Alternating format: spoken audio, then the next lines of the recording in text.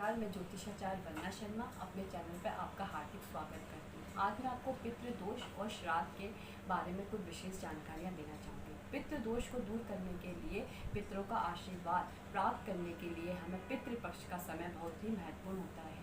अगर हम किसी कारणवश अपने पितरों का श्राद्ध नहीं कर पाते हैं तो उनकी आत्मा को शांति नहीं मिलती है और वो बंधनों से मुक्त भी नहीं हो पाते हैं। इससे आपको भी कई कष्टों का सामना करना पड़ता है। इसी तरह अगर किसी की अकाल मृत्यु हुई हो, उसकी आत्मा को शांति नहीं मिलती, तो ऐसे लोगों को उनकी आत्मा भटकती रहती है। पितृ तर्पण और उनकी आत्मा की शांति के लिए यह पक्ष भी बहुत महत्वपूर्ण होता है। आइए जानते हैं कि कब से ये शुरू है ये पक्ष और इसका क्या महत्व है और पितृ तर्पण करने की विधि। पितृपक्ष की तिथि आरंभ और समापन की विधि। 2 सितंबर 2020 से पितृपक्ष आरंभ होने जा रहा है और 17 सितंबर 2020 से पितृपक्ष का समापन होगा। श्राद्ध का अंतिम दिन सर्पित अमावस्या का दिन भी कहा जाता है। जो 17 सितंबर 2020 है, जो अंतिम दिन है, उसको सर्पित अमावस्या का भी दिन होता है। पितरों के तर्पण के लिए यह दिन भी बहुत महत्वपूर्ण माना गया है।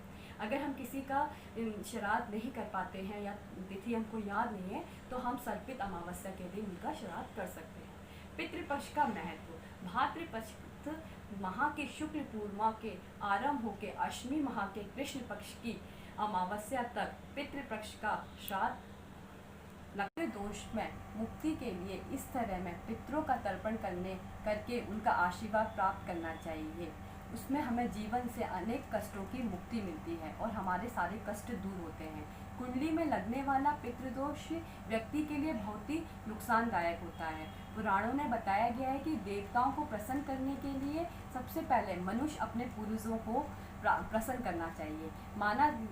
माना जाता है कि अगर पूर्व से प्रसन्न होते हैं तो उनके जीवन में किसी प्रकार का कष्ट नहीं होता और उनका जीवन खुशहाली और घर में सुख समृद्धि रहती है। और वहाँ कहा जाता है कि समय पूर्व पृथ्वी पर 15 दिन पृथ्वी पर पूर्वज रहते हैं, इसलिए पितृपक्ष में उनका श्राद्ध करने से वो अपना आशीर्वाद आपको प्राप्त करते हैं और प्रदान करते हैं, जिससे आपके जीवन में हमेशा खुशहाली बनी रहती है। ऐसे करें अपने पितरों का तर्पण। पितृपक्ष में जिस दिन आपको पितरों का श्राद्ध कर्म करना हो, उस दिन उनकी तिथि होती है, उस दिन ही हम उनका श्राद्ध करना चाहिए।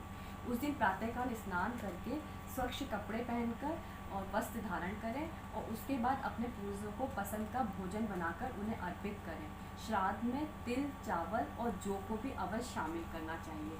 अपने पितरों को पहले तिल का अर्पण करें, उसके बाद भोजन में ही पिंडी बनाकर चढ़ाएं।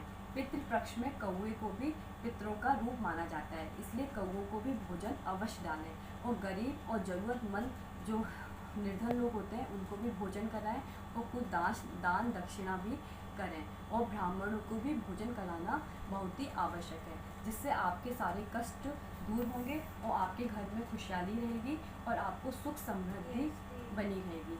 नमस्कार।